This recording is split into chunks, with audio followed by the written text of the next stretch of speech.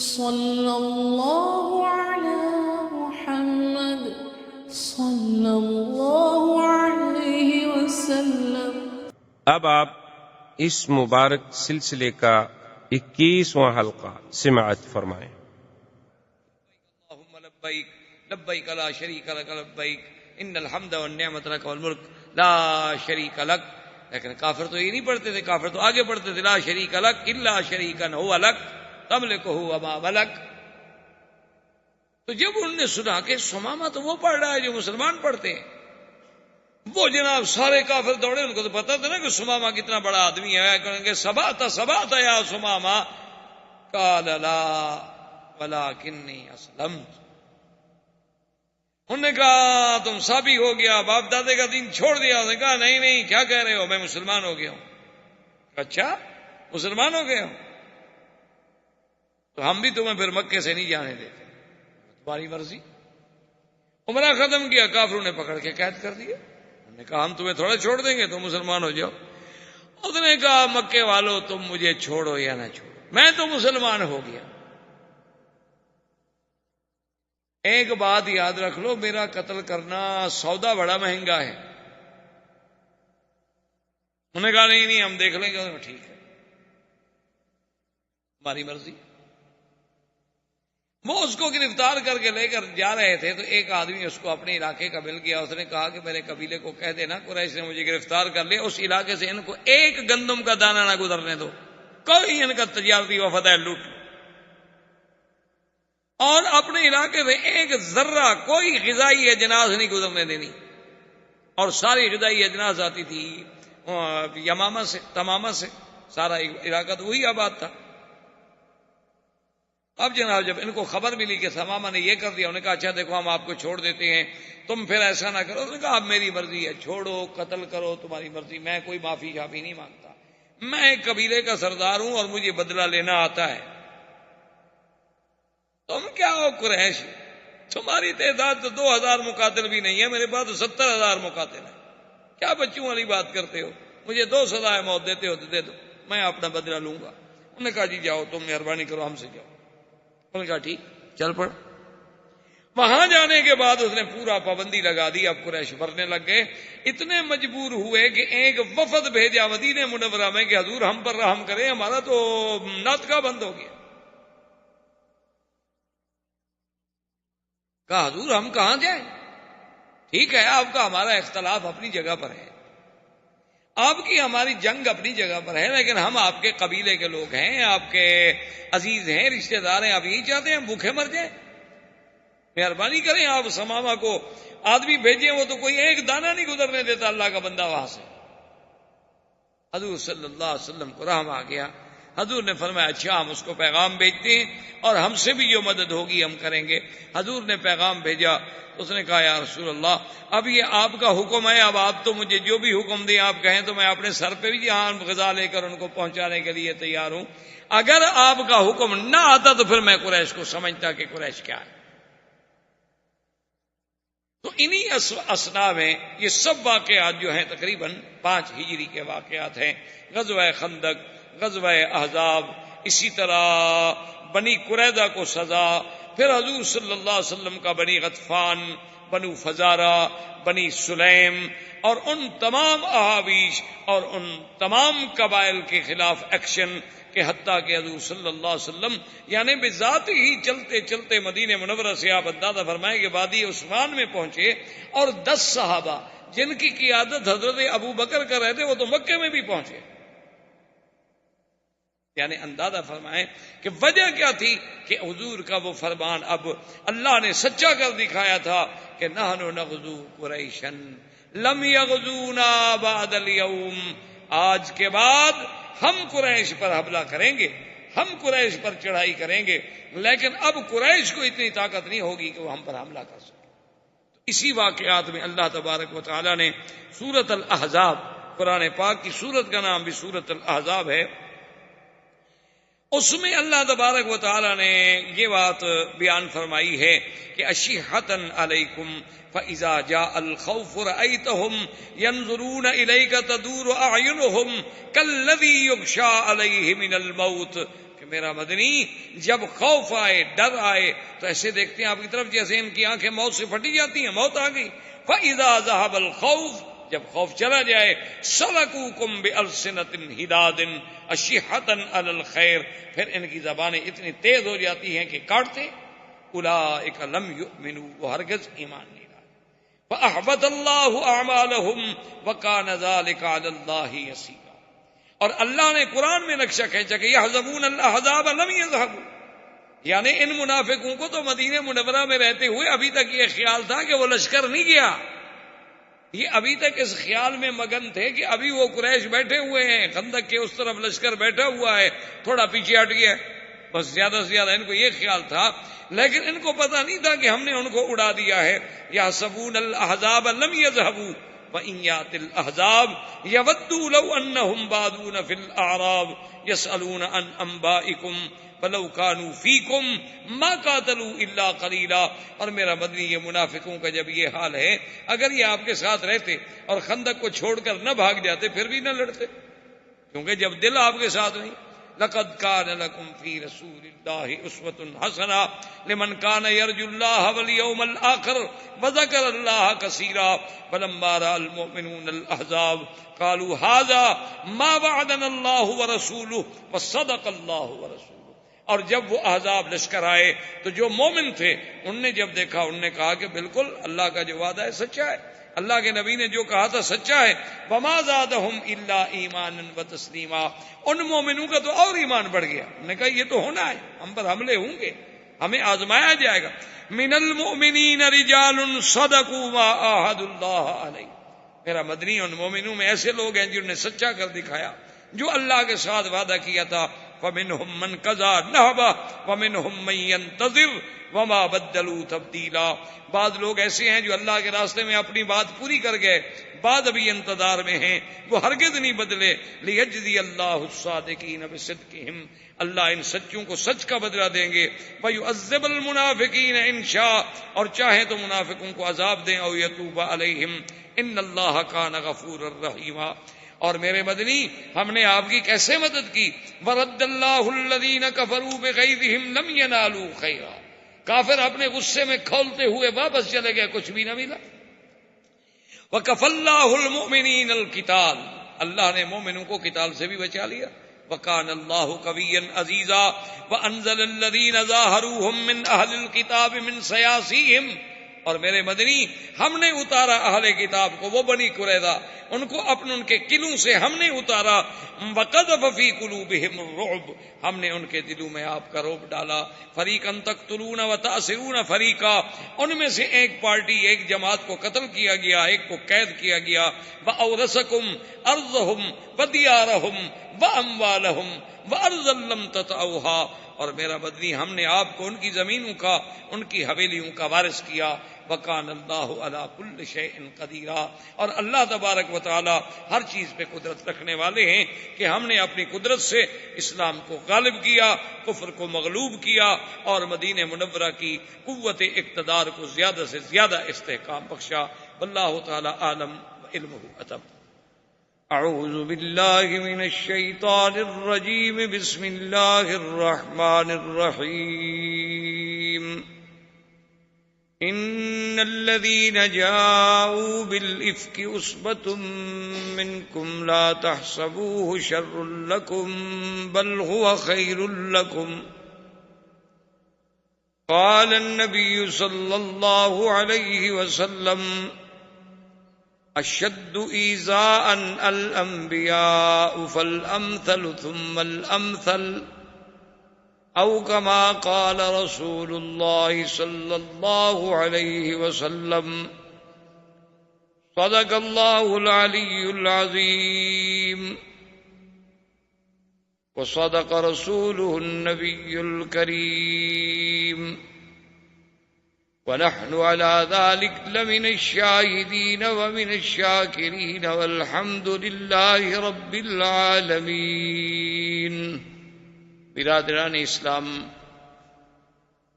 واجب الاحترام بزرگوں، بھائیوں، عزیز نوجوانوں،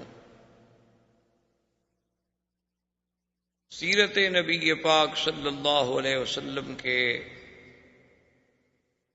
سلسلہ درس میں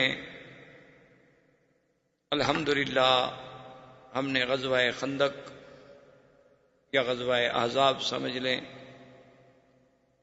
اور اس کے بعد پھر حضور صلی اللہ علیہ وسلم کا بنی قریظہ پر محاصرہ، اور اللہ نے حضور صلی اللہ علیہ وسلم کو کامیابی عطا فرمائی،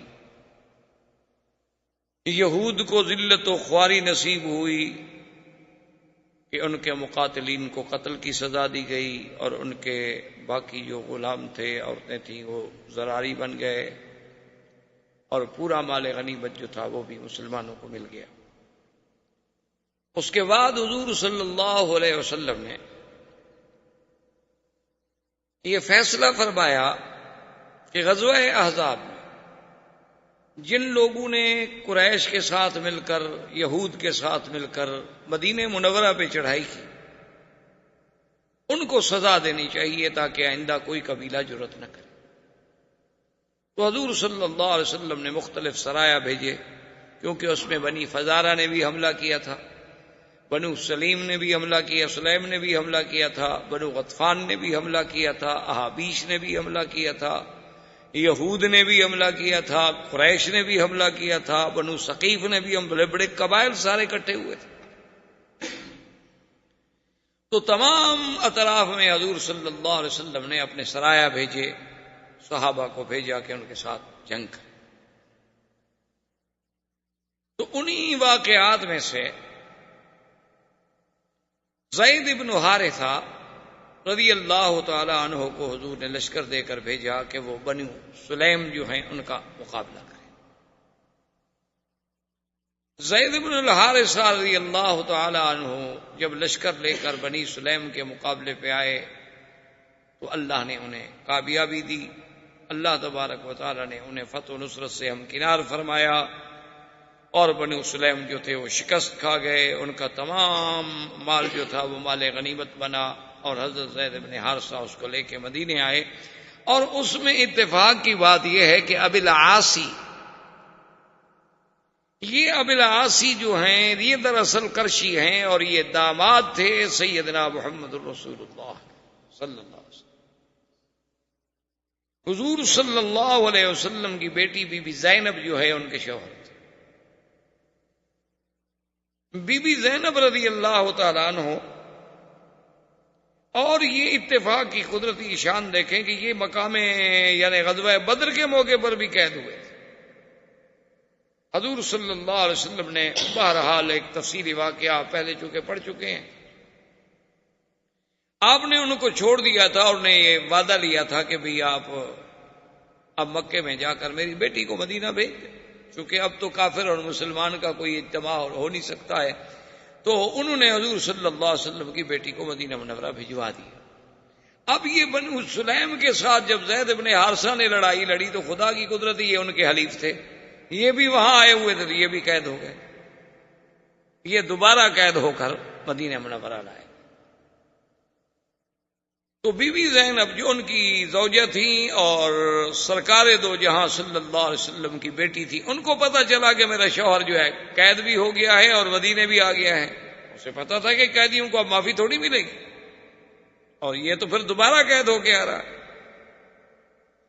تو حضور صلی اللہ علیہ وسلم نے جس وقت صبح کی نماز کے لیے اللہ اکبر فرمایا، نماز شروع فرمائی، تو بی بی زینب نے اپنے گھر سے زور سے آواز دی کہ ابی العاصی کو میں نے پناہ دے دی۔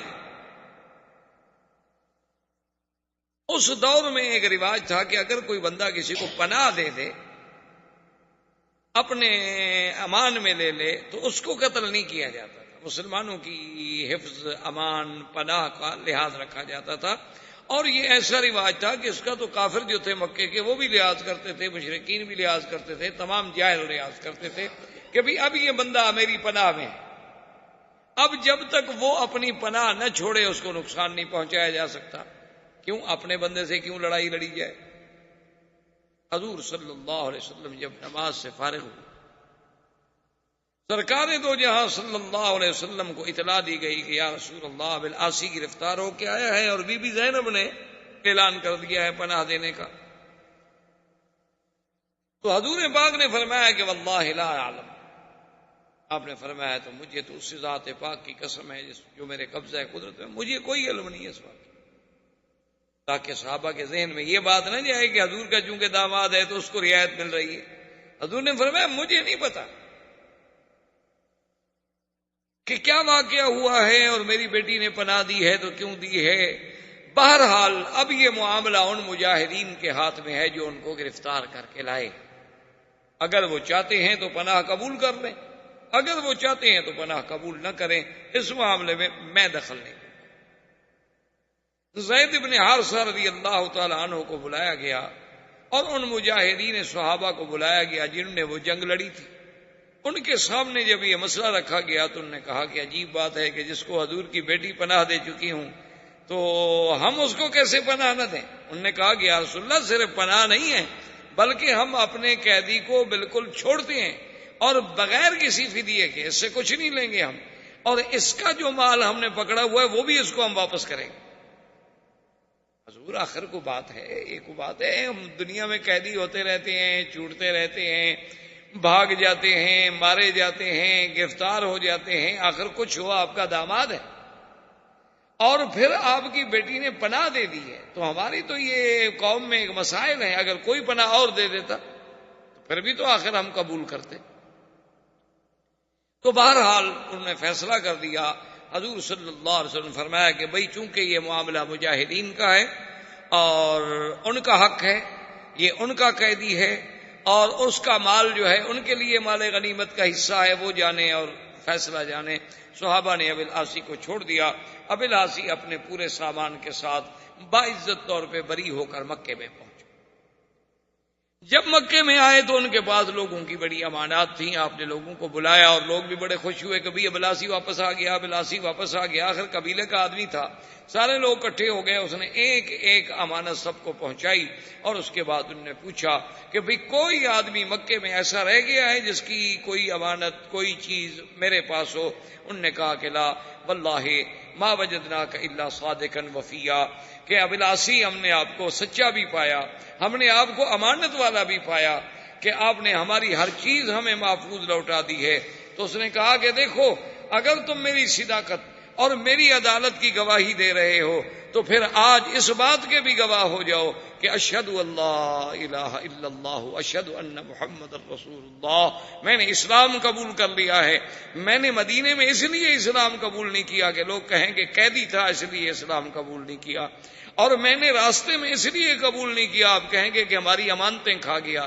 اب میں نے ہر کسی کو اپنی چیز لوٹا دی ہے، میری حریت ہے، میری آزادی ہے. آپ کو اگر ایک مذہب اختیار کرنے کا حق ہے تو مجھے بھی ایک مذہب اختیار کرنے کا حق ہے. میں نے مدینے میں جا کر جو نماز دیکھی ہے، میں نے جو قرآن سنا ہے، میں نے جو مسلمانوں کا امن دیکھا ہے، ان کا عمل دیکھا ہے، حضور پاک کے ساتھ ان کی محبت دیکھی ہے، تو میرے دل میں اللہ کے اس دین نے اتنا اثر کیا ہے کہ میں سمجھتا ہوں کہ دین اسلام حق ہے. اور تم مکے والے گواہ ہو جاؤ، میں اسلام کا اعلان کر رہا ہوں. اور اللہ کی شان ہے وہ اسلام قبول کر کے مدینہ منورہ تشریف لے آئے. اور جب مدینہ منورہ آئے تو حضور پاک نے بی بی زینب ان کی جو بیوی تھی ان کے گھر میں واپس بھیج دی. اصل میں یہ بات یاد رکھیں کہ یہ جتنے واقعات ہیں جو الحمدللہ ہم اول سے لے کر آج تک پڑھ رہے ہیں یا آئندہ اللہ جتنی توفیق عطا فرمائیں گے ہم پڑھیں گے، اس میں سیرت کا معنی یہ ہوتا ہے کہ حضور کی زندگی کا ہر عمل اور ہر عمل کا ہر پہلو جو ہے وہ امت کے سامنے آئے کہ جنگ میں حضور کا کیا کردار، دشمن کے ساتھ حضور کا کیا معاملہ ہے، اپنی بیٹیوں کے ساتھ حضور کا کیا معاملہ ہے، مجاہدین کے ساتھ حضور کا کیا معاملہ ہے.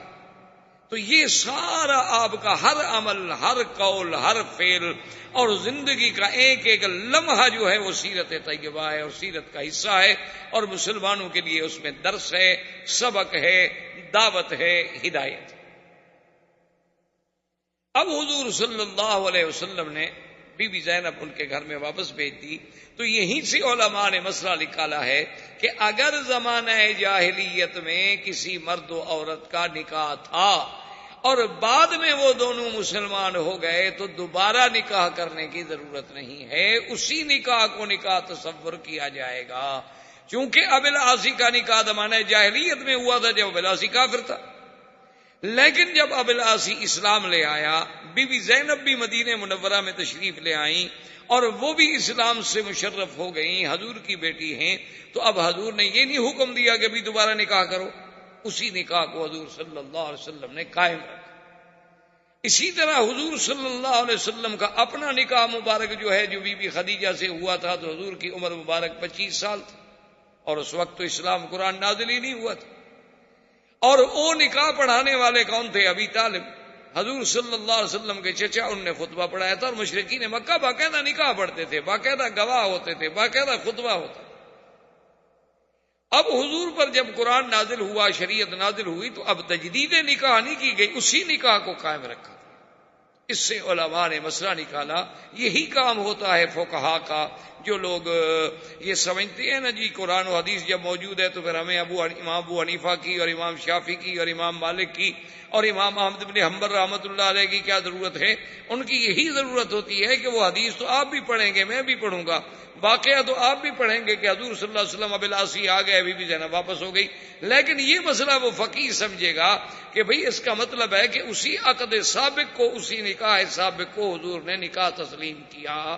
تو یہ کام ہوتا ہے فقہا کا کہ وہ حدیث مبارک سے جو مسائل کا استنباط ہوتا ہے، یعنی اس حدیث سے ما یستنبط منہا وما یستفاد منہا، اس سے جو جو فوائد ہیں، جو منافع ہیں، جو موتی نکلتے ہیں، وہ چن کے امت کو پیش کرتے ہیں۔ اس کے بعد حضور صلی اللہ علیہ وسلم نے ارادہ فرمایا غزوہ بنی المصطلق، اور اسی کو غزوہ مریسی بھی کہا جاتا ہے۔ اصل اس کی غزوے کی سبب یہ تھا کہ بنی المصطلق کا جو سردار تھا حارث بن ضرار، یہ بہت بڑا سردار تھا ان کا، اور یہ بہت بڑا قبیلہ تھا۔ حارث بن ضرار کو جب پتہ لگا کہ مسلمان روزانہ حملہ کر رہے ہیں، کبھی اس قبیلے پہ، کبھی اس قبیلے پہ، کبھی اس قبیلے پہ، حالانکہ وہ یہ نہیں سمجھا کہ مسلمان تو ان کو ادب سکھا رہے ہیں کہ ظالموں تمہارے ساتھ تو ہماری کوئی جنگ نہیں تھی، تم کیوں مدینہ منورہ پہ چڑھ دوڑے؟ مسلمان خود تو نہیں لڑ رہے۔ اور یاد رکھیں مسلمان کبھی فساد نہیں کرتا، اسلام کبھی فساد نہیں کرتا۔ جہاد اور فساد میں تو آسمان و زمین کا فرق ہے، جہاد اور فساد ایک نہیں ہوتا۔ اسلام نے پوری تاریخ اسلام اٹھا کر دیکھ لیں، جہاں جہاں بھی اللہ نے اسلام کو قوت دی ہے اور طاقت دی ہے، اسلام نے تو امن، سلامتی، رواداری، معافی کا اپنا کردار پیش کیا ہے۔ وہ کہیں فاتح بن کر فتح کے نشے میں آ کر اس نے ایسا نہیں کیا ہے کہ مفتو قوموں کی عزتیں اجاڑ دے، اس نے تو سب کی حفاظت کی۔ لیکن حارث بن ضرار کے دماغ میں یہ بات آئی کہ بھی مسلمان ہر قبیلے سے لڑ رہے ہیں، تو کیوں نہ ہم اپنے قبیلے کو پہلے سے تیار کر کے مسلمانوں پہ حملہ کر دیں۔ اس نے جنگ کی تیاری شروع کی، اور حضور صلی اللہ علیہ وسلم کو خبر ملی کہ حارث بن ضرار جو ہے، قبیلہ بن المصطلق جو ہے، وہ اپنی لشکر جو ہے تیار کر رہے ہیں مدینہ منورہ پر چڑھائی کرنے کے لیے۔ حضور کو جب خبر ملی تو حضور نے فرمایا نحن نغزو ولم یغزونا، ہم چڑھائی کریں گے، وہ نہیں چڑھائی کر سکتے ہم۔ اچھا، ان میں اتنی جرأت ہو گئی ہے کہ وہ اب مدینہ منورہ پر پھر حملہ کرنا چاہتے ہیں؟ حضور نے فرمایا لشکر تیار۔ لشکر تیار ہونے کے بعد حضور صلی اللہ علیہ وسلم خود بھی ساتھ گئے۔ آپ نے فرمایا اچھا، ان میں اب اتنی جرأت ہو گئی ہے کہ وہ پھر مدینہ منورہ پر دوبارہ حملہ کرنا چاہتے ہیں، تو حضور پاک نے سریہ نہیں بھیجا بلکہ خود بھی غزوے میں شریک۔ اور اس کا بڑی تفصیل سے واقعہ ہے، بہرحال قصہ ہے مختصر کہ اللہ نے حضور صلی اللہ علیہ وسلم کو فتح دی۔ حارث بن ضرار جو تھا، اور اتفاق ایسا ہے کہ وہ فتح بھی ایسی ہوئی، ایسی فتح ہوئی کہ ایسی فتح کا کوئی تصور ہی نہیں کر سکتا کہ جنگ شروع ہوتے ہی ان کا سردار حارث بن ضرار اور 10 آدمی جو تھے مارے گئے، اور ان کا پرچم گر گیا، اور سب لشکری جو تھے انہیں ہتھیار ڈالے کہ بھی یہ تو ایک ہی حلے میں مسلمان نے ہمارے 10 بڑے بڑے سورما جو تھے مار ڈالے، تو آگے کیا ہوگا؟ اور وہ قبائل کے لوگ تھے، انہوں نے دیکھا کہ ہمارا سردار بھی مارا گیا، اور 10 بڑے بڑے ہمارے جنگجو جو تھے وہ بھی مارے گئے، اور بڑی بات یہ ہے کہ ہمارا پرچم جو تھا وہ نیچے گر گیا، اس کا مطلب ہے کہ ہماری شکست واضح ہے، تو لہذا انہوں نے بھی ہتھیار ڈال دیے، شکست ہو گئی۔ یہ حارث ابن زرار کی بیٹی تھی جویریہ بی بی، یہ قیدیوں میں حضور صلی اللہ علیہ وسلم کے حصے میں آئی، حضور پاک نے اسے آزاد فرمانے کے بعد نکاح فرمایا اور اپنی بیوی بنا کے امہات المومنین میں شامل فرمایا۔ یہ بی بی جویریہ وہ بی بی ہیں کہ جن کے بارے میں سیدہ عائشہ صدیقہ رضی اللہ تعالی عنہ فرماتی ہیں کہ واللہ ما رأیت احدا، میں نے اپنے امرأۃ لہا تکریم کتکریم جویریہ، میں نے ایسی عورت آج تک روئے زمین پہ نہیں دیکھی کہ جس کی وجہ سے اتنی بڑی عزت ملی ہو اس کی قوم کو۔ جب بی بی جویریہ سے حضور نے نکاح فرمایا تو سارے صحابہ اکٹھے انہوں نے کہا خدا کے بندے یہ سوچو کہ بی بی جویریہ حضور کی بیوی بن گئی، اس کی قوم کے جو ہمارے پاس غلام ہیں وہ تو حضور کے سسرال ہیں، یہ تو ہمارے لیے بہت بڑا مسئلہ ہو گیا۔ بی بی جویریہ سے حضور نے شادی فرما لی ہے، اب ان کے سارے رشتہ دار ہم نے پکڑے ہوئے ہیں، ہمارے پاس غلام ہے، بھی ہم تو بھئی آزاد کرتے ہیں، ہم تو حضور کے رشتہ داروں کو غلام نہیں بنا سکتے، سب نے آزاد کر دی۔ تو بی بی جویریہ کی وجہ سے پوری قوم کو آزادی مل گئی، تمام قوم کے غلام جو تھے وہ آزاد ہو گئے۔ اس لیے بی بی عائشہ فرماتی ہے کہ ایسی عورت تو ہم نے کوئی نہیں دیکھی کہ جس کی عزت کی وجہ سے پوری قوم چھوٹ جائے۔ اور بی بی جویریہ کی شادی جو تھی وہ بھی ایک عجیب حسن اتفاق ہے کہ بی بی صاحبہ فرماتی ہیں کہ اس واقعے سے 3 راتیں قبل میں نے خواب دیکھا کہ ایک چاند مدینہ منورہ سے چلا ہے، وہ بدر میں آتا ہے، بدر سے پھر وہ ہمارے قبیلے کے اوپر آتا ہے اور اس کے بعد آسمان سے اترتے اترتے اترتے میری گود میں آ جاتا ہے۔ تو میں نے اسی وقت سوچ لیا تھا کہ اس چاند سے مراد اور کوئی نہیں ہو سکتا ما سوا محمد رسول، کیونکہ ایسے واقعات پہلے بھی گزر چکے تھے، قرآن و حدیث میں بھی ایسے واقعات آ چکے تھے کہ جب سیدنا یوسف نے خواب دیکھا تھا، انہوں نے کیا خواب دیکھا تھا کہ انی رأیت 11 کوكبا والشمس والقمر رأیتهم لی ساجدین، کہ 11 تارے اور سورج چاند، تو 11 تارے سے مراد ان کے بھائی تھے اور سورج چاند سے مراد حضرت یعقوب تھے اور ان کی خالہ تھی، تو ان کی تشبیہ جو تھی وہ بھی تو پھر پیغمبر کے ساتھ۔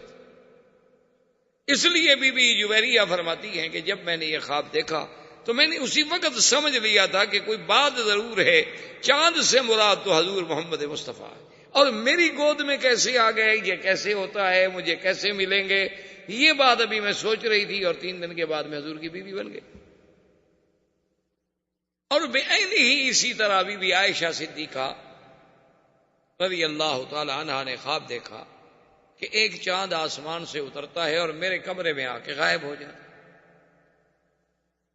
اس کے بعد پھر ایک اور چاند اترتا ہے، وہ بھی میرے حجرے مبارک میں آ کے غائب ہو جاتا ہے، اور اس کے بعد پھر ایک اور چاند اترتا ہے، وہ بھی میرے حجرے میں آ کے غائب ہو جاتا ہے۔ اتنے میں صبح ہو جاتی ہے، میری آنکھ کھل جاتی ہے، اور سیدنا ابی بکر رضی اللہ تعالی عنہ تعبیر رویا میں بہت بڑے ماہر تھے، یعنی حضور صلی اللہ علیہ وسلم سے جب کوئی خواب پوچھنے آتا تو حضور یا تو خود تعبیر عطا فرما دے یا کہتے ابو بکر تم تعبیر دیا۔ تو بی بی عائشہ فرماتی ہیں کہ میں نے اپنے ابا جان سے یہ اپنا خواب بیان کیا تو سیدنا ابو بکر چپ ہو گئے۔ میں نے کہا ابا جان کی تعبیر دیں، فرمایا اچھا عائشہ جب وقت آئے گا تو میں تعبیر بتلا دوں گا۔ اور کہتی ہیں کہ فلما توفی رسول اللہ صلی اللہ علیہ وسلم ودفن فی حجرتی، جس دن حضور پاک کی وفات ہوئی اور حضور سرکار دو جہاں میرے حجرے میں دفن ہوئے، تو میرے ابے نے کہا کہ عائشہ ھذا اول قمر من اقمارک، آج پہلا چاند تو تیرے گھر میں آ گیا۔ اس کے بعد پھر سیدنا صدیق دفن ہوئے، اس کے بعد پھر سیدنا عمر دفن۔ تو سیدہ عائشہ نے جو خواب دیکھا تھا وہ خواب بعین ہی اسی طرح سچا۔ اب حضور صلی اللہ علیہ وسلم جب واپس آ رہے تھے تو قاعدہ یہ ہوتا تھا کہ راستے میں جہاں کوئی چشمہ ہوتا تھا چھوٹا موٹا پانی کا، وہیں پڑاؤ ڈالا جاتا تھا کہ بھئی کچھ پانی بھی پی لیا جائے، کچھ جانور بھی پانی پی لیں، اونٹ گھوڑے بھی پانی پی لیں، اور کسی نے کچھ اللہ نے توفیق دی ہے کچھ کھانا پکانا ہے تو وہ بھی کھا لے۔ تو ایک چھوٹے سے چشمے پر، اور ویسے اصول یہ بنایا تھا صحابہ نے کہ چشمے پر جب قافلہ اتر جاتا تو سب سے پہلے جو لوگ ہیں وہ بھیجے جاتے کہ حضور پاک کے لیے پانی بھر لیں، تاکہ آپ کی ضرورت جو ہے سب سے پہلے پوری کی جائے. اس کے بعد پھر صحابہ پانی بھرتے. ایک شخص تھے جن کا نام تھا جہجاہ، یہ حضرت عمر کے غلام تھے اور یہ مہاجر تھے، یعنی مکے کے رہنے والے، مکے سے آنے والے. اور ایک آدمی تھے سنان، وہ انصار کے رہنے والے یعنی مدینہ منورہ کے رہنے والے تھے، اور ان کا تعلق جو ہے بے اعتبار قبیلے کے عبداللہ ابن ابی ابن سلول کے ساتھ. لیکن سنان مسلمان تھے پکے. اب جب جہاں پہنچے، یہ حضرت عمر کے خادم تھے، مشکیتا لے کے پہنچے کہ حضور کے لیے اور ابو بکر عمر کے لیے پانی بھر لیں. سنان پہنچے، انہوں نے کہا میں پانی بھروں گا. انہوں نے کہا تمہیں پتہ نہیں ہے کہ پہلے پانی ہم بھریں گے؟ انہوں نے کہا نہیں میں بھروں گا. تو اسی میں دونوں کی اللہ رحمت فرمائے تھوڑی بات بڑھتی گئی تو وہاں ایک لکڑی پڑی تھی، تو اس نے لکڑی اٹھا کے مار دی سنان کو. کیا جانے انسان ہے، اور شیطان تو یجری کا مجری الدم، شیطان تو ایسے دوڑتا ہے نا انسانوں میں جیسے خون گردش کرتا ہے. تو جب ان کو لکڑی لگی تو اس نے کہا یا للانصار، اور جہاں نے کہا یا للمہاجرین. سب نے اپنے اپنے قبائل کو بلانا شروع کر دیا، اور دونوں طرف سے قبیلے بھاگے جناب. موقع پہ آئے، پانی پہ کٹھے ہوئے، تلواریں نکل آئیں. کہ عرب لوگ جو تھے یہ تو آپ کو پتا ہے نا، یہ قبائل کی زندگی تھی. یہ تو چھوٹی چھوٹی سی بات پر قتل کر دینا، لڑائی، یہ تو معمولی سی بات ہوتی. یعنی اگر آپ ان کی تاریخیں اٹھا کے دیکھیں تو حیران ہوں گے کہ ایک دفعہ ان کی ایک بڑی مشہور لڑائی ہے، وہ بتائیں کیوں ہوئی تھی؟ اس کا سبب یہ تھا کہ دو قبائل کے سردار تھے، ان دونوں کے باغ تھے بڑے بڑے. ایک آدمی کا باغ مشرق میں تھا، ایک کا باغ مغرب میں تھا، اور دونوں باغ آمنے سامنے نظر آتے تھے باقاعدہ. تو ایک بار سے کوئی پرندہ، کوئی چڑیا، اللہ عالم یا کیا پرندہ تھا، وہ اڑا. اڑنے کے بعد دوسرے کے باغ میں آیا تو اس نے کہا تمہارے باغ سے چڑیا اڑ کے میرے باغ میں کیوں بیٹھے؟ اس پہ لڑائی شروع ہوئی اور 300 آدمی مارے گئے کہ وہ چڑیا ادھر کیوں آئی تھی بھائی. اب اس کا کوئی علاج ہے؟ اسی طرح بھی آپ دیکھ لیں افغانستان میں کیا ہو رہا ہے. یعنی تمام قبائل جو مشترک ہو کر مل کر روس سے لڑتے رہے، دشمن سے لڑتے رہے، اور جنہوں نے کمیونزم کے اس فلسفے کو ہمیشہ کے لیے سمندر میں غرق کر دیا، اور جنہوں نے اتنی بڑی قوت کو کہ جس میں پتہ نہیں شہر تھوڑے ہیں اور ایٹم بم زیادہ ہیں، ان کو ٹکڑے ٹکڑے کر دیا، اور جن کے جوش سے برلن کی دیواریں ٹوٹ گئیں. جب جنگ سے فارغ ہو گئے تو آپس میں لڑ پڑے. کیوں فارغ کیسے بیٹھے؟ اب آدمی عادی ہو جاتا ہے نا، 15-16 سال لڑائی کرتے کرتے فارغ کیسے آدمی ہو؟ اس میں کوئی شک نہیں ہے کہ اب حق پر وہ ہیں کہ جن کو علاقہ ملا اور انہوں نے قرآن نافذ کر دیا. اب ان کے ساتھ لڑنا جو ہے تو سیدھی بات ہے کہ خلاف اسلام ہے، لیکن چین نہیں آتا. کوئی جھگڑا ہے، تاجک کہتے ہیں کہ ہم ازبک کو کیوں مان لیں، ازبک کہتے ہیں ہم تاجک کو کیوں مان لیں، وہ کہتے ہیں ہم پشتون کو کیوں مان لیں، وہ کہتے ہیں ہم فارسی بان کو کیوں مان لیں. یہ کیا بات ہے؟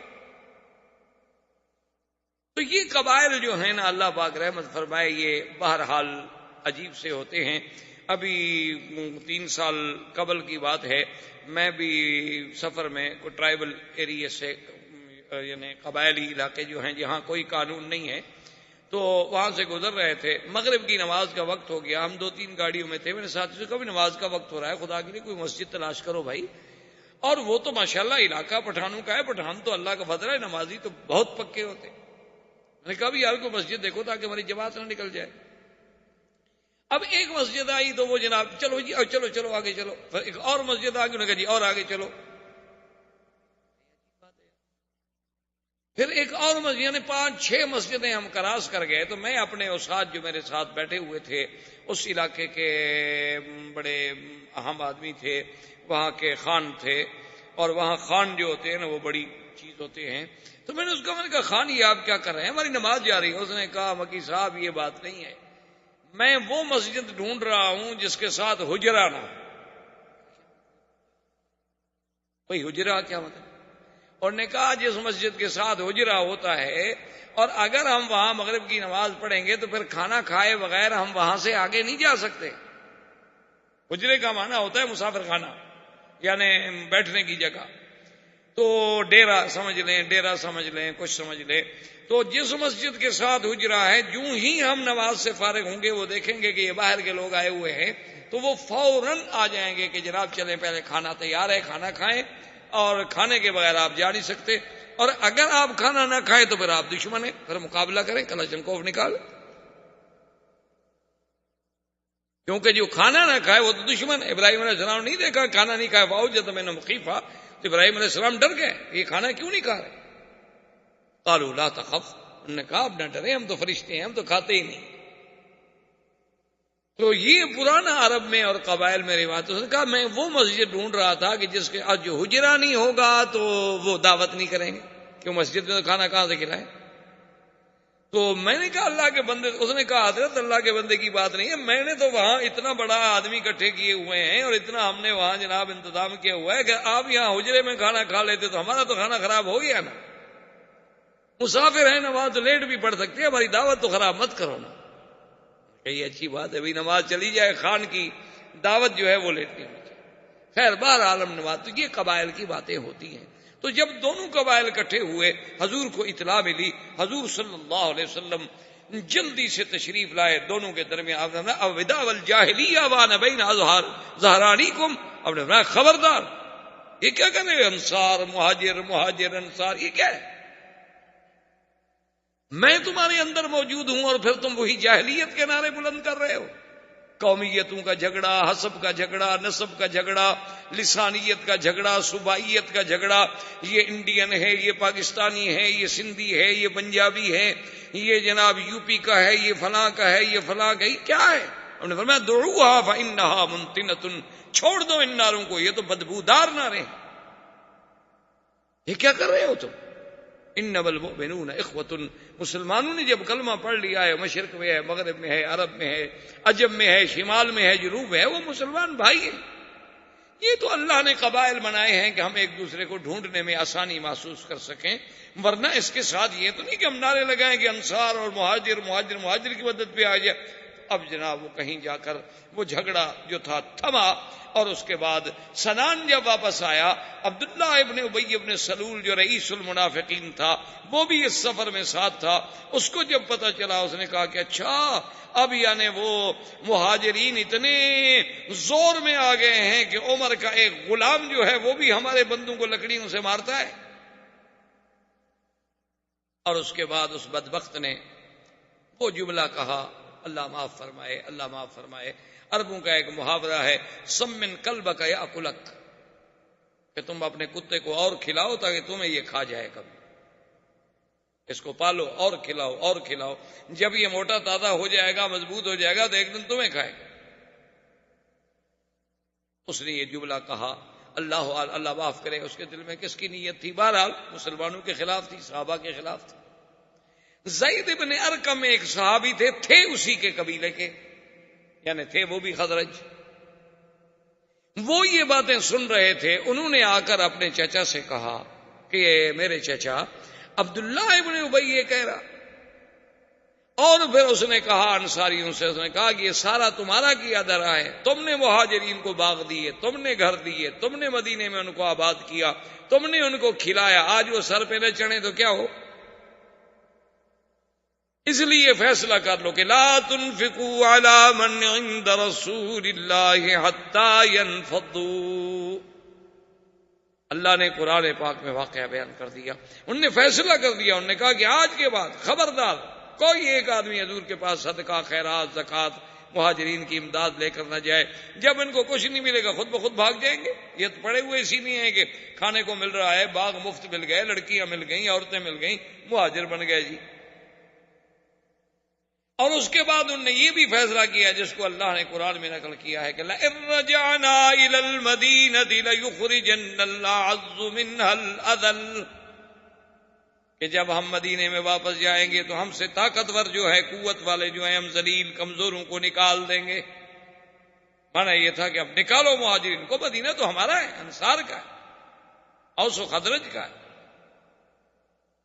جب زید بن ارقم کی معرفت حضور صلی اللہ علیہ وسلم کو اس خبر کا پتہ چلا، حضور صلی اللہ علیہ وسلم نے فرمایا زید صحیح کہہ رہے ہو؟ اس نے کہا رسول اللہ میں نے خود سنا ہے، سمعت اذنایا۔ حضرت عمر نے کہا دعنی یا رسول اللہ، حضور مجھے اجازت دیں اضرب عنق ھذا المنافق، اس ظالم کی میں گردن اڑا دوں کہ ہمارے مدنی پاک کے بارے میں ایسی گستاخی کی بات کرے۔ حضور نے فرمایا دع یا عمر، ایسا نہ کہو کہ 10 لوگ جو ہے پھر یہ کہیں گے انا محمدن امر بقتل اصحابہ، اب تو محمد مصطفیٰ اتنے طاقت میں آ گئے ہیں کہ اپنے ساتھیوں کو بھی قتل کا حکم دے رہے ہیں، کیوں لوگوں کو پتہ تھوڑا لگے گا یہ منافق ہے؟ لوگوں کو تو یہی پتہ لگے گا نا ہمارے ساتھ ہے، نمازیں پڑھتا ہے، ہمارے ساتھ جنگ میں ہے، جہاد میں ہے، اس لیے اس بات کو چھوڑ دو۔ اب حضور پاک نے ایک اور حکمت عملی اختیار فرمائی، حضور نے حکم دیا الرحیل، قافلہ چلاؤ۔ صحابہ کہتے ہیں کہ ہم نے کبھی زندگی میں نہیں دیکھا تھا کہ اس وقت میں حضور قافلہ چلائیں، قافلہ تو ہمیشہ آرام سے چلتا تھا۔ قافلے کا طریقہ ہوتا تھا کہ قافلے جو ہیں صبح صبح چلتے تھے اور پھر گرمی کے وقت پہ رک جاتے تھے، پھر شام کو چلتے تھے، پھر ساری رات آخر متاخر اللیل تک چلتے رہتے، پھر آرام کرتے، پھر صبح کو چلتے، پھر دوپہر میں رک جاتے، چونکہ اونٹوں کے قافلے صحرا کا سفر۔ لیکن حضور نے فرمایا الرحیل، چلو۔ صحابہ کہتے ہیں ہم حیران ہیں کہ حضور رکنے کا نام بھی نہیں لے رہے، چل رہے۔ اصل حضور کا مقصد یہ تھا کہ اب جو ان قبیلے میں وہ جو گرمی پیدا ہو گئی ہے یہ کہیں پھر ٹکرا نہ جائے، ان کو اتنا سفر میں الجھا دیا جائے کہ یہ تھک ہار کے سب بھول جائے۔ حضور صلی اللہ علیہ وسلم کی حکمت عملی تھی کہ متواتر سفر، بس نماز کے لیے حضور رکتے اور کہتے چلو، نماز کے لیے رکتے حضور کہتے چلو، سب کہتے ٹھیک چل رہا۔ تو لازماً الحمدللہ اس کا یہ اثر ہوا کہ وقتی طور پر وہ جو بات تھی کنٹرول، اور مدینہ منورہ یہ قافلہ پہنچ گیا۔ لیکن خدا کی قدرت دیکھیں اور اللہ کی شان دیکھیں کہ ایسے واقعات میں اور ایسے سفر میں عظیم عظیم عبرتیں، عظیم عظیم واقعات، حوادث پیش آتے، کیونکہ سفر کا یہ عالم تھا، تیزی تھی، اور قاعدہ یہ ہوتا تھا کہ عرب زمانے میں عورتوں کے لیے اس کو کہتے تھے ہودج۔ ہودج کا معنی یوں سمجھ لیں آپ پالکی جسے ہم کہتے ہیں انڈیا اردو زبان میں، جیسے ہاتھیوں کے اوپر بنا لیتے ہیں، اسی طرح عربوں کے اندر اس کو کہتے تھے ہودج۔ ایک ایسی چھوٹی سی پالکی بنی ہوتی تھی، اس کو اونٹ کے اوپر باندھ دیا پلان پہ، اس کے اوپر کپڑا ہوتا تھا، چھت ہوتا تھا، پردہ ہوتا تھا، اگر عورت ہو تو پھر اس پہ وہ سفر کرتا۔ اور قاعدہ یہ ہوتا تھا کہ جب سفر کا وقت آتا تو حضور صلی اللہ علیہ وسلم کے ساتھ جو بیویاں ہیں وہ اپنے اپنے ہودج میں جا کے بیٹھ جاتی، وہ اٹھانے والے آگے ہودج کو اٹھا کے تو اونٹ پہ باندھ دیتے اور قافلہ چل پڑتا، حضور سب سے آگے ہوتے قافلہ۔ اب خدا کی شان یہ ہے کہ بی بی عائشہ سیدہ صدیقہ رضی اللہ تعالی عنہا وہ بھی اس سفر میں ساتھ تھیں۔ وہ اپنے قضاء حاجت کے لیے، چونکہ اس دور میں اور خاص طور پہ سفر میں کوئی حمامات تو ہوتے نہیں تھے، عورتیں ہوں یا مرد ہوں تو پھر قافلے سے بہت دور، کئی فرلانگ دور چلے جاتے تھے تاکہ کسی کو نظر بھی نہ آئے، کوئی آواز یا کوئی رائحہ خبیثہ، کوئی ایسی بدبو، کوئی ایسی چیز بھی کسی کو محسوس نہ ہو۔ تو ایک پردے کا طریقہ یہ ہوتا تھا کہ بہت دور نکل، بی بی عائشہ بھی دور نکل گئیں، واپس جب آئیں تو قافلہ چلا گیا، کہ قافلہ تو رکنے کا نام ہی نہیں لے رہا تھا نا، حضور چلا رہے تھے نا قافلے کو دھڑا دھڑ۔ اب بی عائشہ جب واپس آئیں تو اس نے کہا بھی قافلہ چلا گیا اور صحرا کا سفر ہے، اب اگر میں پیچھے دوڑوں تو کوئی سوال ہی پیدا نہیں ہوتا کہ میں اونٹوں کو پکڑ لوں، آدھے گھنٹے کا بھی فرق پڑ جائے تو بس پھر تو قافلہ گیا،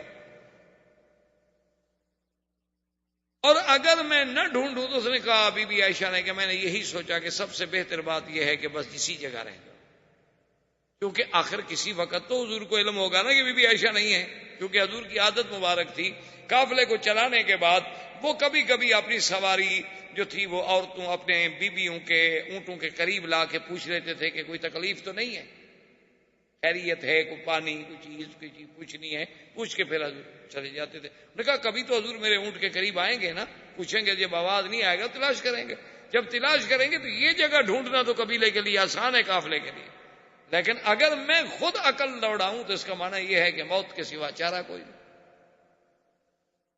حضور صلی اللہ علیہ وسلم نے ایک اور انتظام بھی فرمایا تھا کہ ایک صحابی تھے جن کا نام تھا صفوان ابن معطل، بڑے شان والے سے حضور نے ان کے ذمے ایک ڈیوٹی لگائی ہوئی تھی کہ تم جو ہے کم از کم 4-6 گھنٹے قافلے سے پیچھے رہا کرو، اکیلے اونٹنی، راستہ تمہارا یہی ہوگا جس راستے پہ ہمارا قافلہ جا رہا ہے، جہاں جہاں قافلہ پڑاؤ کرے گا اور وہاں سے وہ منزل چھوڑے گا تو تم 4 گھنٹے 6 گھنٹے بعد وہاں پہنچو گے، وہاں آگے ذرا دیکھ لو کسی کی کوئی چیز رہ گئی ہو، کوئی تلوار رہ گئی ہو، کوئی سلاح رہ گیا ہو، کوئی سامان رہ گیا ہو، تو وہ اپنی اونٹنی پہ رکھ لیا اور پھر قافلے کو پہنچا دیا، کیونکہ انسان ہے، اونٹوں کے سفر ہیں، گھوڑوں کے سفر ہیں، تو کئی چیزیں بھول جاتا ہے آدمی۔ حضرت صفوان ابن معطل فرماتے ہیں کہ میں اپنے اونٹنی پر جب آیا تو دور سے مجھے ایک سایہ سا محسوس ہوا کہ کوئی کپڑا لے کے جیسے کوئی بندہ لیٹا ہوتا ہے، اور میں جب قریب آیا دیکھا تو کپڑا لے کے بیٹھی ہوئی ہیں بی بی عائشہ، چونکہ میں نے پردے سے پہلے دیکھا ہوا تھا بی بی کو، تو میں نے فوراً اندازہ لگا لیا کہ بی بی عائشہ، میں نے کہا عائشہ، انہوں نے کہا چپ کر گئی، میں نے کہا اللہ کی بندی تم کیسے اکیلے یہاں رہ گئی؟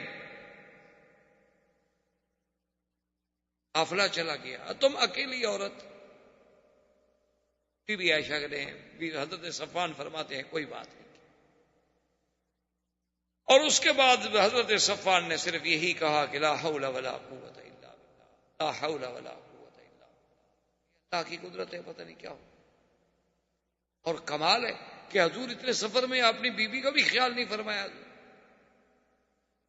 تو بی بی عائشہ کہتی ہیں کہ واللہ ما رأیت رجلا امینا ولا کریم، میں نے ایسا شخص نہیں دیکھا، سخی بھی اور امانت والا، کہ انہوں نے آ کے میرے قریب اونٹ اپنے کو بٹھایا اور خود دور چلے اور پشت دے کر کھڑے ہو گئے تاکہ میں اونٹ میں بیٹھ جاؤں۔ اونٹ پہ چڑھتے ہوئے بیٹھتے ہوئے، ممکن ہے عورت ہے نا، چادر اتر جائے، دوپٹہ اتر جائے، کچھ ہو جائے، دور کھڑے ہو گئے۔ جب ان کو تسلی ہو گئی کہ اب میں اونٹ پہ بیٹھ گئی ہوں گی تو آئے اور مہار پکڑی اور چل۔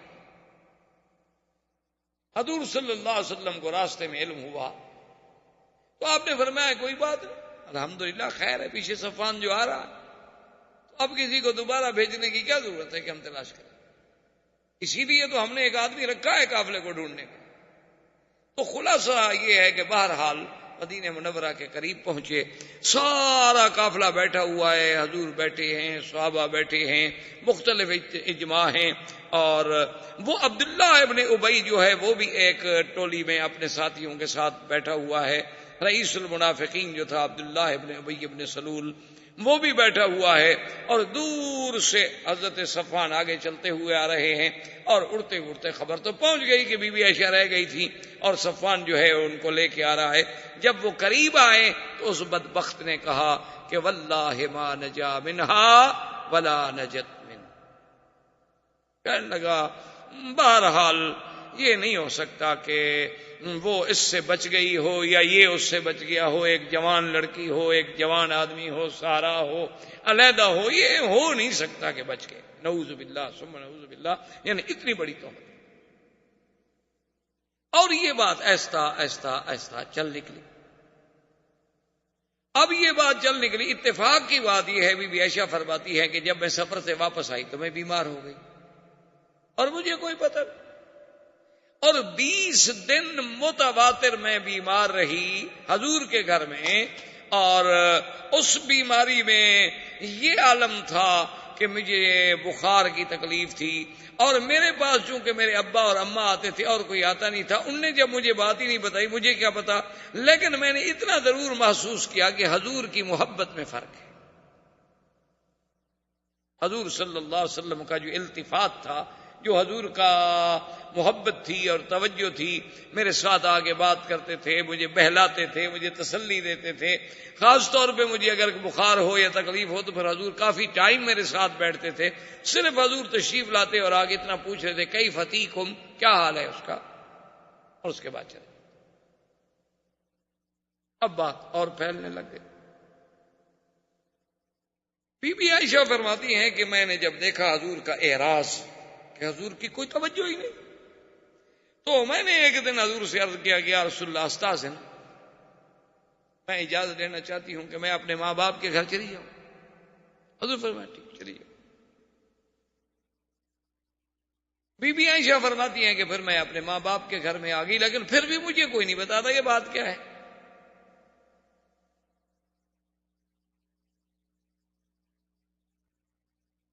تو ایک رات میں اپنے حاجت انسانی کے قضاء کے لیے، چونکہ اس زمانے میں بھی یہی تھا کہ گھروں میں کوئی حمام نہیں، کوئی بیت الخلاء نہیں، کچھ نہیں، عورتیں باہر جاتی تھیں دور رات کو نکل کے. تو ہم دور جا رہے تھے اپنے قضاء حاجت کے لیے، تو میرے ساتھ مستح ایک صحابی ہیں، ان کی والدہ جو ہے وہ بھی میرے ساتھ سفر کر رہی تھی. ان کا چادر جو تھا وہ پاؤں میں الجھا، تو بی بی مستح جو تھی وہ گری، زمین پہ گری، اور گرتے ہوئے ان کے منہ سے فوراً نکلا کہ تائس مستح، اللہ مستح کو ہلاک کر دے. عائشہ فرماتی ہے میں تو گھبرا گئی، میں کھڑی ہو گئی، میں نے کہا ماذا تقولین یا ام مستح اما تعلمین انہ بدری. میں مستح کیا کہہ رہی ہوں؟ تم یہ نہیں جانتی کہ وہ صحابی ہے اور بدر کا صحابی ہے، بدری ہے، تم اس کے بارے میں یہ بات کر رہی ہو؟ تو وہ کھڑی ہوگی، انہوں نے کہا عائشہ تمہیں پتہ نہیں؟ کہا کیا؟ نے کہا تمہیں پتہ نہیں کہ مستح کیا کہہ رہا ہے؟ ابھی بھی کیا پتا مستح کیا کہہ رہا ہے، وہ تو صحابی ہے، بدری ہے، حضور کا غلام ہے. اس نے کہا کہ پھر مستح نے مجھے سارا واقعہ سنایا کہ کیسے تم قافلے سے پیچھے رہ گئیں، کیسے صفوان کے ساتھ پہنچیں، عبداللہ ابن ابی ابن سلول نے کیا کہا، اس کے بعد یہ باتیں پھیلنا شروع ہو گئیں. تو اس میں میرا بیٹا مستح، حمنہ بنت جہش اور حضرت حسان جیسا شاعر رسول اللہ، بڑے بڑے مسلمان بھی الجھ گئے، کیونکہ جب بات نکلتی ہے تو اثر رکھتی. اسی لیے کسی نے کہا نا کہ جو بات نکلتی ہے اثر رکھتی ہے، پر نہیں طاقت پرواز مگر رکھتی. اب بات اڑنی شروع ہو گئی، پھر قصے بنتے گئے. پھر ہر آدمی اپنے عقل کے مطابق سوچتے کہ ہاں جی بات تو ٹھیک ہے، ایک نوجوان لڑکی ہو اور جنگل ہو، اکیلا مرد ہو، یار یہ کیسے ہو سکتا ہے. ہر آدمی پھر اپنی سوچ. اختر کی بات کا لوگوں نے افسانہ کر دی، لیکن اللہ نے جن کو اچھی سوچ دی ہے وہ اس وقت بھی اچھی سوچ دی. حضرت ابو ایوب الانصاری رضی اللہ تعالی، جو حضور صلی اللہ علیہ وسلم کے مدینہ منورہ میں سب سے پہلے میزبان، انہوں نے جب یہ واقعہ سنا گھر میں آئے، اپنی بیوی کو یہ بات سنائی، اور اس کے فوراً بعد یہ کہا ابو ایوب نے اپنی بیوی سے کہ میری بیوی لو کنت مکانت عائشہ، اگر تم عائشہ کے بجائے ہوتی تو کیا تم یہ گناہ کر لیتی؟ کہا کہ واللہ لا، کوئی شریف عورت بھی گناہ کا سوچ سکتی ہے؟ کوئی حرہ، کوئی آزاد، کوئی شریف، کوئی قبیلے کی عورت، خاندان کی عورت گناہ کے بارے میں تو سوچ ہی نہیں سکتی. اس نے کہا اچھا میری بیوی یہ بتاؤ، اگر صفوان ابن معطل کے بجائے میں ہوتا اس جگہ پہ تو تم میرے بارے میں کیا گمان کرتی ہو؟ اس نے کہا کہ واللہ ما رأیت منک الا خیرا، میں نے تو تم میں بھی بھلائی کے علاوہ کبھی کچھ نہیں دیکھا، مجھے یقین ہے کہ تم بھی گناہ نہیں کر سکتے. تو ابو ایوب نے کہا کہ فاسمعی ان عائشہ خیرا منکی صفوان ابن المعطل خیر منی، کہ میری بیوی پھر سن لو، عائشہ تم سے بہتر ہے اور صفوان مجھ سے بہتر ہے. جب ہم گناہ نہیں کر سکتے تو ان نے گناہ کیسے کیا ہوگا؟ جب ہم گناہ کے بارے میں نہیں سوچ سکتے تو جو ہم سے خیر ہیں، جو ہم سے بہتر ہیں، وہ کیسے گناہ کریں؟ لیکن بی بی عائشہ فرماتی ہیں کہ جب میں نے یہ قصہ سنا تو میرے تو پھر دماغ سے ہر بات ہی اڑ گئی کہ اچھا حضور صلی اللہ علیہ وسلم کا نہ بولنا، حضور صلی اللہ علیہ وسلم کا عدم التفات، تو اس کی وجہ یہ ہے اتنا بڑا حادثہ ہو گیا ہے مدینے میں اور مجھے پتہ بھی نہیں. میں آئی فبکیت بکاء، پھر میں نے رونے کے علاوہ میرے پاس کیا تھا. سرکار دو جہاں صلی اللہ علیہ وسلم نے مسجد نبوی میں اعلان فرمایا لوگوں سے کہ سب جمع ہو. جب سب لوگ جمع ہو گئے، حضور نے خطبہ پڑھا، حمد اللہ واسنا علیہ، اللہ کا حمد و ثنا بیان کی. آپ نے فرمایا کہ یا ایھا الناس، لوگوں اب وہ بات بھی ہو گئی ہے کہ ان الناس یؤذونی فی اہلی، کہ لوگ مجھے میرے اہل کے بارے میں بھی تکلیف دینے پر آ گئے ہیں. واللہ ما علمت علی اہلی خیرا، اللہ کی قسم ہے میں نے تو اپنی بیویوں پہ، اپنے اہل پہ ما سوائے بھلائی اور خیر کے کبھی کچھ گناہ غلطی دیکھی نہیں ہوتی، لیکن لوگ مجھے ایذا دیتے. تو ایک صحابی تھے اسید ابن حضیر کھڑے، یہ سید الاوس تھے، اوس کے قبیلے کے سردار. انہوں نے کہا یا رسول اللہ ان کان من الاوس، حضور آپ پر تہمت لگانے والا، آپ کے گھرانے پر اعتراض کرنے والا اگر ہمارے قبیلے کا آدمی ہے، حکم کریں ہم اس کی گردن کاٹ کے پاؤں میں رکھیں، اور اگر وہ خزرج کے قبیلے کا آدمی ہے تو پھر سعد ابن عبادہ رئیس الخزرج کو حکم دیں گے اس کی گردن کاٹ کے رکھیں، یا ہمیں حکم دیں پھر ہم دیکھیں گے خزرج کے لوگ کیسے تہمت لگاتے ہیں. سعد ابن عبادہ کھڑے کو کہا تم جھوٹ بول رہے ہو، تمہیں پتا ہے کہ تمہارے قبیلے کا آدمی نہیں ہے جس نے یہ حرکت کی ہے. اگر تمہارے قبیلے کا آدمی ہوتا نا اتنے جذبے تو باتیں نہ کرتے. تمہیں چونکہ پتا ہے کہ وہ تمہارے قبیلے کا بندہ نہیں ہے، وہ ہمارے قبیلے کا بندہ، اس لیے جذبات میں آ رہے ہیں. تو یہ آپس میں تیز ہو گئے. حضور اٹھے درمیان سے، آپ نے فرمایا اچھا تم لوگ بجائے میری ہمدردی کرنے کے اپنی قبائلی الجھنوں میں پھر الجھ گئے ہو. جب حضور چلے گئے تو ڈر گئے، کبھی حضور ناراض ہو گئے. اس کے بعد حضور صلی اللہ علیہ وسلم نے حضرت اسامہ اور حضرت علی کو، آپ نے فرمایا اسامہ چونکہ تم میرے بیٹے ہو، میرے بچے ہو، محبوب ہو، میرے بیٹے کے بیٹے ہو، اور ہمارے گھر میں آنا جانا، تمام بیویوں کے ساتھ ملنا، بچوں کی طرح ساتھ رہے ہو، تمہاری کیا رائے ہے، تم کیا سمجھتے ہو؟ نے کہا یا رسول اللہ ما رأیت الا خیرا، میں نے تو کبھی آپ کے گھر میں کوئی غلطی دیکھی ہی نہیں، میں کیا بات ہے حضور بی بی عائشہ میں کوئی برائی. حضور نے فرمایا علی ابن ابی طالب تم بتلاؤ تو ہمارے عزیز ہو، تمہاری کیا رائے؟ تو حضرت علی کہتے ہیں کہ خدا کی قسم ہے میرا مقصد صرف یہ تھا کہ حضور کے ذہن پر جو بوجھ ہے نا وہ کسی طرح اتر جائے. میں نے کہا یا رسول اللہ ایک عورت کی وجہ سے اتنا اہمیت دینی اور اتنا دکھ پریشانی لے لینی کیا ضرورت ہے؟ آپ کچھ شادی کرنا چاہتے اور شادی کرو بس، کیا ہے؟ اگر ایسی کوئی بات ہے تو ایک عورت کا ہی ہے نا مسئلہ. اور اگر آپ تحقیق چاہتے ہیں تو پھر بی بی عائشہ کی جو خادمہ ہے بی بی بریرہ جو ان کی کنیز ہے ان سے تحقیق کریں، چونکہ کنیز 24 گھنٹے قریب رہتی ہے، اس کو زیادہ معلومات ہو سکتی ہے. حضور نے فرمایا اچھا علی تم تحقیق. حضرت علی رضی اللہ تعالیٰ نے بی بی بریرہ کو بلایا اور کہا کہ بتلاؤ. اس نے کہا کہ علی خدا کی قسم واللہ ما علمت علیہ خیرا، میں نے تو بی بی عائشہ کا کبھی کوئی غلطی نہیں دیکھی. ہاں ایک دفعہ ایک غلطی دیکھی تھی کہ میں نے آٹا گوندا اور آٹا بی بی کو دے کے میں چلی گئی کہ اس آٹے کا خیال رکھنا. میں واپس آئی تو یہ کھیل رہی تھی اور آٹا جو تھا بکری کھا رہی تھی. یعنی غافل تو ہے، بچوں والی باتیں تو ہیں اس میں، اتنا تو ہے کہ غفلت کر جاتی ہے، کسی چیز کو سنبھال نہیں پاتی، لیکن یہ تو نہیں کہ میں نے اس پہ کبھی گناہ دیکھا. حضرت علی غصے میں آ گئے، انہوں نے کہا کہ بریرہ دیکھو سیدھی بات کر، یہ میرے نبی کی عزت کا مسئلہ ہے، اگر ایسی بات ہے تو میں تو تیری چمڑی نکال دوں. انہوں نے کہا تمہاری جو مرضی ہے کہو، میں نے تو بی بی عائشہ پہ کبھی گناہ دیکھا ہی نہیں، میں کیا کروں.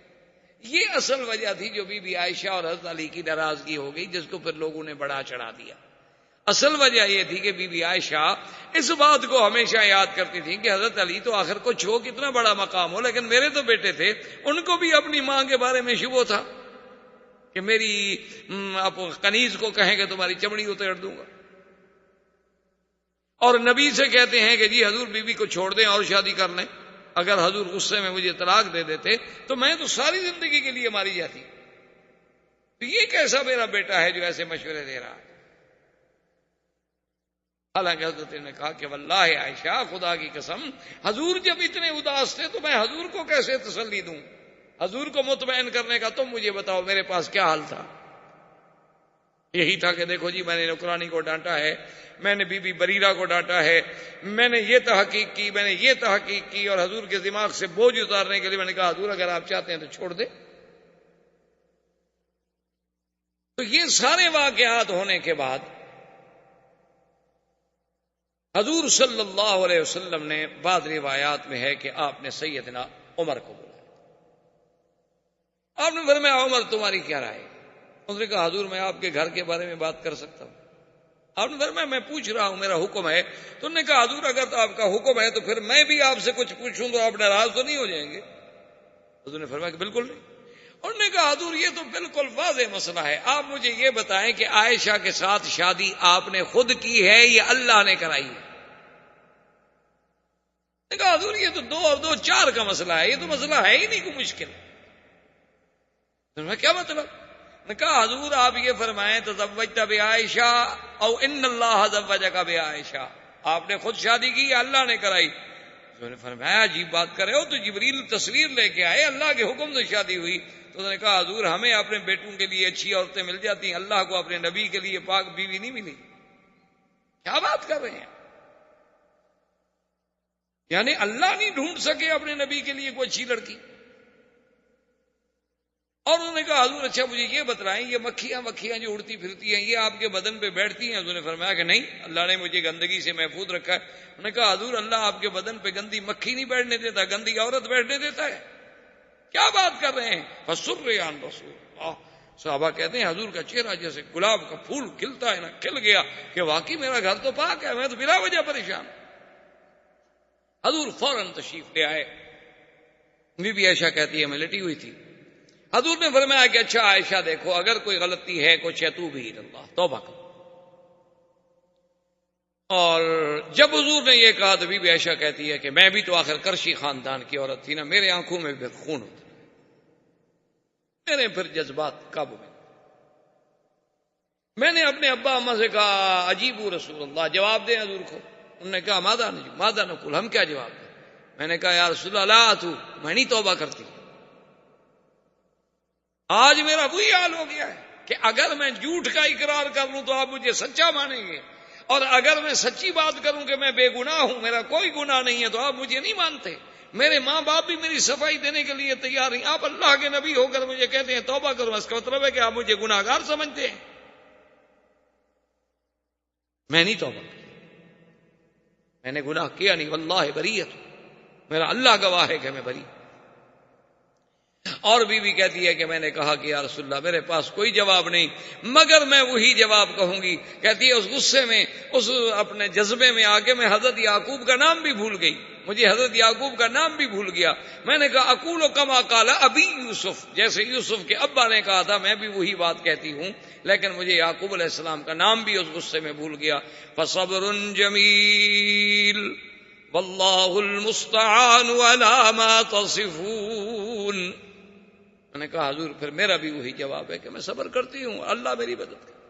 کہتی ہے اس کے بعد وحی نازل ہونی شروع ہوئی اور میں نے دیکھا میرے ابا اماں کی جان نکل رہی ہے کہ خدا جانے وحی آ گئی، کیا ہوتا ہے پتہ نہیں، ہماری بیٹی کے بارے میں کیا حکم آتا ہے. لیکن کہتی ہے اللہ مطمئنہ، میں مطمئن تھی، مجھے پتا تھا کہ اللہ پاک بے گناہ کے خلاف تو بات تھوڑی فرمائیں گے، اللہ عادل ہے. کہتی ہیں کہ جب وحی اتری اور وحی ختم ہوئی حضور صلی اللہ علیہ وسلم ابشری عائشہ، عائشہ مبارک ہو، ان اللہ قد برأک من السماء، اللہ نے تیری گواہی دی ہے آسمانوں سے کہ تو پاک ہے. حضرت ابی بکر نے کہا قومی عائشہ فشکری رسول اللہ، عائشہ اٹھو اللہ کے نبی کا شکریہ ادا کرو.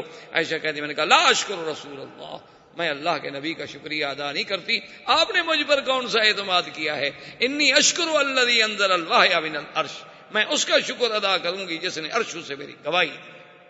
اور بی بی عائشہ فرماتی ہیں خدا کی قسم ہے مجھے یہ امید نہیں تھی کہ میرے بارے میں قرآن اترے گا اور قیامت تک پڑھا جائے گا. میں سمجھتی تھی کہ زیادہ سے زیادہ اللہ حضور کے دل میں بات ڈال دیں گے کہ بھی آپ کی بیوی پاک ہے، یا زیادہ سے زیادہ حضور صلی اللہ علیہ وسلم کو خواب دکھلا دیا جائے گا کہ آپ کی بیوی پاک ہے. لیکن میں یہ امید نہیں کر سکتی تھی کہ میرے بارے میں اللہ قرآن اتاریں گے اور قرآن قیامت تک پڑھا جائے گا. لولا اذ سمعتموہ قلتم ما یکون لنا ان نتکلم بہذا سبحانک ھذا بہتان عظیم. اللہ نے قرآن کا پورا رکوع اتارا بی بی عائشہ صدیقہ کی شان. اسی لیے آج دیکھیں دنیا میں اختلاف ہے کہ بھی شیعہ کافر ہے یا نہیں ہے، لیکن اس پہ پوری دنیا کے علماء اہل سنت کا اتفاق ہے کہ جو آدمی بی بی عائشہ کو پاک نہ سمجھتا ہو اس کے کفر میں کوئی شک نہیں، کیونکہ بی بی عائشہ کی برات تو قرآن میں ہے. اب جو بی بی عائشہ کو پاک نہ سمجھے، اس کا مطلب یہ ہے کہ اس نے قرآن کا انکار کر دیا، اس نے تو اللہ کے فرما اور قرآن کی ایک آیت کا انکار جو ہے وہ کفر ہے۔ تو بی بی عائشہ کو اللہ نے یہ عظمت اور یہ شان عطا فرمائی، اور اللہ نے حکم دیا کہ جن لوگوں نے، اچھا خدا کی قدرت دیکھو کہ جو منافقین تھے انہوں نے تو بات کی نا طریقے سے، لیکن مسلمان بیچارے تو کھل کے بات کہہ بیٹھے۔ تو 3 مسلمانوں جن میں حضرت حسان، حضرت مصطح اور بی بی حمنہ، ان کو جھوٹی تہمت لگانے کے کوڑے لگائے گئے، اور حضرت ابو بکر صدیق نے جو مصطح پہ خرچ کرتے تھے، آپ نے فرمایا واللہ لا انفق بعد ذلك، خدا کی قسم ہے کہ مصطح آج کے بعد پھر میں تمہارے اوپر خرچ نہیں کروں گا کہ تم بھی میری بیٹی پہ تہمت لگانے میں شریک ہو جاؤ اور میں تمہارے گھر کے خرچے برداشت کروں۔ اللہ نے قرآن نازل کیا، الا تحبون ان یغفر اللہ لکم واللہ غفور الرحیم، کیا تم یہ نہیں چاہتے ہو کہ تم بھی معاف کر دو جیسے اللہ نے معاف کر دیا ہے؟ تو حضرت صدیق نے کہا تبت الی اللہ، میں قسم کا کفارہ دوں گا، مصطح پہلے جو میں تمہیں خرچ دیتا تھا اب اس سے دگنا خرچ ادا۔ تو یہ سارے واقعات جو ہیں یہ 5 ہجری کے بعد پیش آئے، 6 ہجری کی ابتدا ہو چکی تھی، زندگی باقی تو بات باقی۔ وما علینا الا البلاغ، والسلام علیکم ورحمۃ اللہ وبرکاتہ۔ برادران اسلام، واجب الاحترام بزرگوں، دوستوں، بھائیوں، عزیز نوجوانوں، دروس سیرہ نبویہ کے ضمن میں سرکار دو جہاں صلی اللہ علیہ وسلم کی سیرت طیبہ ابتدا سے لے کر اختصار کے ساتھ ہم 6 ہجری کے واقعات پہ پہنچے تھے، جس میں افک سیدہ عائشہ رضی اللہ تعالی عنہ اور اس عظیم واقعے کے بعد براءت سیدہ عائشہ رضی اللہ تعالی عنہ کے بعد سرکار دو جہاں صلی اللہ علیہ وسلم نے ایک خواب دیکھا، اور اس خواب میں اللہ تبارک و تعالی نے حضور صلی اللہ علیہ وسلم کو یہ دکھلایا کہ حضور صلی اللہ علیہ وسلم اپنے صحابہ کے ساتھ عمرہ کر رہے ہیں، اراکین عمرہ سے، ارکان عمرہ سے فارغ ہو کر سر مڈا رہے ہیں، کوئی بال کٹا رہے ہیں اطمینان کے ساتھ، کوئی خوف نہیں ان پہ کہ خواب جو ہے سرکار دو جہاں صلی اللہ علیہ وسلم۔ اصل مسئلہ یہ ہے کہ ایک عام انسان کا خواب ہوتا ہے اور ایک اللہ کے مقبول بندوں کا خواب ہوتا ہے، اور ایک انبیاء علیہم الصلاۃ والتسلیم کا خواب ہوتا ہے۔ وہ ایک خواب ہوتا ہے عامۃ المسلمین کا، یعنی عام مسلمانوں کا، اس میں تو کبھی خیر بھی ہوتی ہے، کبھی شر بھی ہوتا ہے، کبھی اچھا بھی ہوتا ہے، کبھی برا بھی ہوتا ہے، کبھی احلام بھی ہوتے ہیں، کبھی جو ہمارے اوپر دن میں واقعات گزرتے ہیں اسی کا ایک عکس جو ہے وہ لا شعور سے شعور کی طرف منتقل ہوتا ہے، اور ایک خواب ہوتا ہے اہل اللہ کا، اللہ کے اولیاء کا، عباد اللہ الصالحین کا، وہ تقریباً خیر ہوتا ہے اور تقریباً زیادہ حق اور سچ کے قریب ہوتا ہے، اور ایک خواب ہوتا ہے اللہ کے انبیاء کا۔ انبیاء علیہم الصلاۃ والتسلیم کا جو خواب ہوتا ہے وہ تو بالکل ایسے ہوتا ہے جیسے ان پر اللہ کی وحی نازل ہو، یعنی جیسے وحی میں کوئی شبہ نہیں، نبی کے خواب میں بھی کوئی شبہ۔ انبیاء علیہم الصلاۃ والتسلیم کے خواب میں، اور اس کی وجہ یہ ہے کہ نبی جتنے اللہ نے بھیجے ہیں علیہم الصلاۃ والتسلیم، ان کو اللہ نے شیطان کے حملے اور تسلط سے محفوظ رکھا، یعنی شیطان ان پر حملہ نہیں کر سکتا۔ تو جب شیطان کے تسلط سے محفوظ ہو گئے تو اب صاف بات ہے کہ انہیں جو بھی رویا ہوگا، خواب ہوگا، وہ رحمان سے ہوگا، شیطان سے تو ہو ہی نہیں سکتا۔ اس لیے انبیاء علیہم السلام کے خواب کو اور ایک عام مسلمان کے خواب کو آسمان و زمین کا فرق ہے، یعنی وہ تو وحی ہے، جیسے کہ سیدنا ابراہیم الخلیل علیہ الصلوۃ والتسلیم نے بھی خواب دیکھا تھا کہ اپنے بچے کو ذبح کر رہے ہیں، اور اس کے بعد بڑا تفصیل سے واقعہ ہے۔ اب اس ضمن میں تو صرف چونکہ بعض اہم باتیں میں عرض کرنے کی کوشش کرتا ہوں تاکہ معلومات ہو جائیں۔ تو جب سیدنا ابراہیم علیہ السلام نے سیدنا اسماعیل علیہ السلام پہ ذکر کیا کہ یا بنی انی ارا فی المنام، کہ میرے بیٹے میں نے خواب میں دیکھا، انی اذبح، کہ میں تمہیں ذبح کر رہا ہوں، فانظر ماذا تری، اب اس بات پہ آپ غور کریں، فیصلہ کریں کہ آپ کیا کہتے ہیں، آپ کی رائے کیا بنتی۔ تو سیدنا اسماعیل علیہ الصلوۃ والتسلیم نے جو جواب دیا وہ جواب مبارک یہ تھا، قال یا ابت افعل ما تؤمر، کہ ابا جان آپ کریں جو اللہ نے آپ کو حکم دیا۔ یعنی وہ سمجھتے تھے کہ میرے باپ کا خواب جو ہے وہ اللہ کا حکم ہے، وہ صرف خواب نہیں۔ تو انبیاء علیہم الصلوۃ والتسلیم کا خواب جو ہے وہ تو بالکل اس طرح ہوتا ہے کہ جیسے اللہ کی وحی ہو، اس میں کوئی شک، کوئی شبہ، کوئی ریب نہیں ہو۔ اور اس ضمن میں ایک بات آپ کو یہ بھی عرض کر دوں کہ اگر آپ کبھی خواب دیکھیں اور وہ خواب ڈراؤنا ہے، خطرناک ہے، اس کا علاج بھی سرکار دو جہاں صلی اللہ علیہ وسلم نے بتا دیا ہے کہ اپنے بائیں طرف تھوک دیں۔ یہ ضروری نہیں ہوتا کہ تھوک ہی ڈالیں، مقصد تو یہ ہے کہ شیطان کو لعنت کرنی، اور اس کے بعد 3 دفعہ لا حول ولا قوت الا باللہ العلی العظیم پڑھیں، اور اپنی کروٹ بدل کے دوسری کروٹ پہ سو جائیں، اور اس کے بعد کسی کو ذکر نہ کریں، آپ کو اس خواب کا کوئی نقصان نہیں ہوگا، کسی کو بھی نہ بتائیں، بس بھول جائیں، سمجھیں کہ آپ نے دیکھا تھا، نہیں دیکھا تھا، اس کا کسی قسم کا ضرر آپ کو نہیں ہوگا۔ اور اگر آپ نے خواب دیکھا ہے اور آپ کو سمجھ نہیں آ رہا کہ بھئی پتہ نہیں یہ خیر ہے، شر ہے، اچھا ہے، برا ہے، اس کے بارے میں حضور کا حکم ہے کہ خواب ہر کسی پر ذکر نہ کریں، اس بندے پہ ذکر کریں جو آپ کا خیر خواہ بھی ہو اور علم بھی رکھتا ہو۔ یعنی علم کا کیا معنی ہے؟ یعنی اس کو رویا کے ساتھ علم، خواب کے ساتھ اس کو مناسبت، کیونکہ علم رویا جو ہے یہ مستقل ایک علم ہے، کیونکہ حضور نے فرمایا کہ خواب ایک ایسی چیز ہے کہ جب تعبیر دینے والا اس کی تعبیر دیتا ہے تو کبھی ایسا ہوتا ہے کہ بالکل اسی طرح واقع ہو جاتا ہے جو اس کے منہ سے نکلے گا۔ تو اب اگر وہ آدمی عالم نہیں تھا تو وہ تو خدا جانے کوئی اونٹ پٹانگ بات کہہ دے گا، اگر عالم ہوگا وہ سمجھے گا کہ اس خواب میں کوئی ایسی بات ہے تو اس کو کوئی اچھے لفظوں میں بیان کرنے کی کوشش کرے، تاکہ اللہ تبارک و تعالیٰ کی طرف سے اچھی خیر مانگی جائے، اچھی تمنا رکھی جائے، اچھی آرزو رکھی جائے۔ تو خواب کے اندر یہ بھی لازمی ہے کہ اس کو آپ یعنی ایک عام چیز نہ سمجھا کریں۔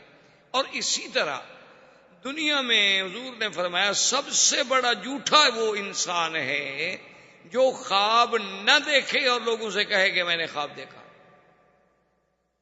اس نے خواب نہیں دیکھا لیکن لوگوں سے کہتا ہے کہ جناب مجھے تو فلاں بزرگ کی زیارت ہوئی، اور مجھے تو فلاں صحابی کی زیارت ہوئی، اور مجھے تو حضور صلی اللہ علیہ وسلم کی زیارت ہوئی، اور ایسی باتیں کرتا ہے حالانکہ اس نے نہیں دیکھا۔ کیونکہ اس قسم کی بات جھوٹ بولنا یہ گویا افتراء علی اللہ ہے، اللہ پر جھوٹ بولنا ہے، کیونکہ اگر اچھا خواب ہے وہ تو خدا دکھاتے ہیں، تو اس نے دیکھا تو ہے نہیں اور جھوٹ بول رہا ہے۔ بہرحال یہ ایک الگ موضوع ہے۔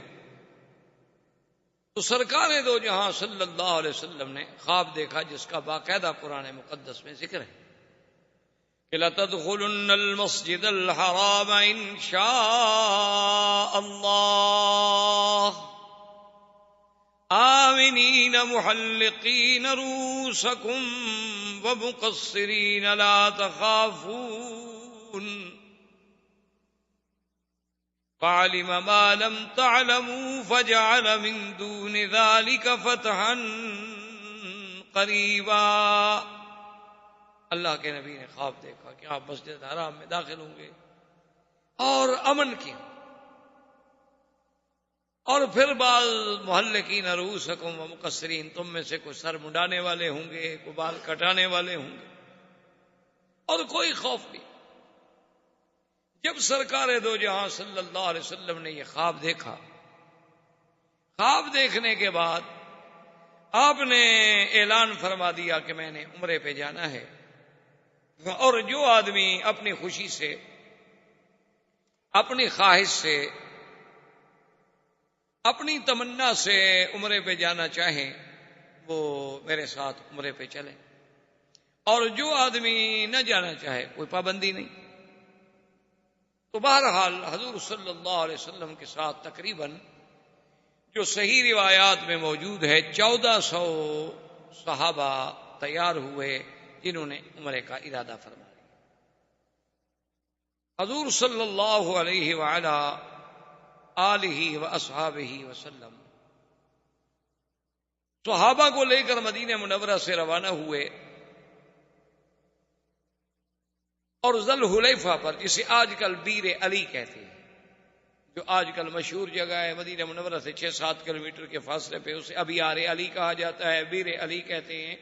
پرانے دور میں اس کا نام ذوالحلیفہ.